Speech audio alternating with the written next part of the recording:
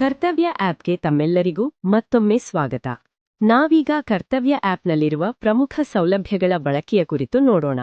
Shift ಸಮಯ ಬದಲಾಯಿಸುವಿಕೆ, OOD ಹಾಜರಾತಿ ದಾಖಲಿಸುವಿಕೆ, ರಜೆಗೆ ಅರ್ಜಿ ಸಲ್ಲಿಸುವಿಕೆ, ಹಾಜರಾತಿ ವರದಿಗಳು, ಎಫ್ಎಕ್ಯೂ.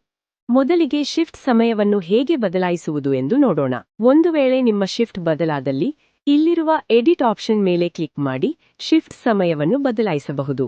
ಆದರೆ ಇದನ್ನು ದಿನಕ್ಕೆ ಒಂದು ಬಾರಿ ಮಾತ್ರ ಮಾಡಲು ಅವಕಾಶವಿದೆ. ನೀವು ಫೀಲ್ಡ್ ವರ್ಕ್ನಲ್ಲಿದ್ದಾಗ ಹಾಜರಾತಿಯನ್ನು ಹೇಗೆ ದಾಖಲಿಸಬೇಕು ಎಂದು ನೋಡೋಣ. ಇಲ್ಲಿರುವ ಒಒಡಿ ಆಯ್ಕೆ ಮೇಲೆ ಕ್ಲಿಕ್ ಮಾಡಿ ಸೆಷನ್ ಅನ್ನು ಆಯ್ಕೆ ಮಾಡಿಕೊಂಡು ನಂತರ ಸಬ್ಮಿಟ್ ಮಾಡಬೇಕು.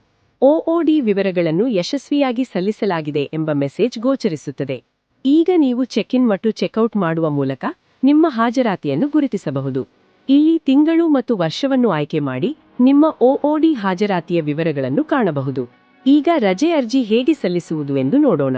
ಮೊದಲು ರಜೆ ಬಟನ್ ಮೇಲೆ ಕ್ಲಿಕ್ ಮಾಡಬೇಕು. ನಂತರ ರಜೆ ಅರ್ಜಿ ಸಲ್ಲಿಸಿ ಬಟನ್ ಕ್ಲಿಕ್ ಮಾಡಿ ರಜೆಯ ವಿಧಗಳನ್ನು ಆಯ್ಕೆ ಮಾಡಬೇಕು. ನೀವು ರಜೆ ತೆಗೆದುಕೊಳ್ಳಲು ಬಯಸುವ ದಿನಾಂಕಗಳನ್ನು ನಮೂದಿಸಿ ಇಲ್ಲಿ ರಜೆಗೆ ಕಾರಣವನ್ನು ಟೈಪ್ ಮಾಡಿ ಸಬ್ಮಿಟ್ ಮಾಡಬೇಕು. ಇಲ್ಲಿ ತಿಂಗಳು ಮತ್ತು ವರ್ಷವನ್ನು ಆಯ್ಕೆ ಮಾಡಿ ನಿಮ್ಮ ರಜೆಗಳ ಕುರಿತ ವಿವರಗಳನ್ನು ಕಾಣಬಹುದು. ನಿಮ್ಮ ದೈನಂದಿನ ಹಾಜರಾತಿ ದಾಖಲಾತಿಯನ್ನು ವರದಿಗಳು ಎಂಬ ಬಟನ್ ಮೇಲೆ ಕ್ಲಿಕ್ ಮಾಡುವ ಮೂಲಕ ಪಡೆಯಬಹುದು. ಕೊನೆಯದಾಗಿ ತಮಗೆ ಯಾವುದೇ ಹೆಚ್ಚಿನ ಪ್ರಶ್ನೆಗಳಿದ್ದಲ್ಲಿ ಎಫ್ಎಕ್ಯೂ ಮೇಲೆ ಕ್ಲಿಕ್ ಮಾಡಿ ಉತ್ತರಗಳನ್ನು ಪಡೆದುಕೊಳ್ಳಬಹುದು. ಹೆಚ್ಚಿನ ಮಾಹಿತಿಗಾಗಿ ನಿಮ್ಮ ಇಲಾಖೆಯ ಸಹಾಯವಾಣಿಯನ್ನು ಸಂಪರ್ಕಿಸಬಹುದು. ಧನ್ಯವಾದಗಳು.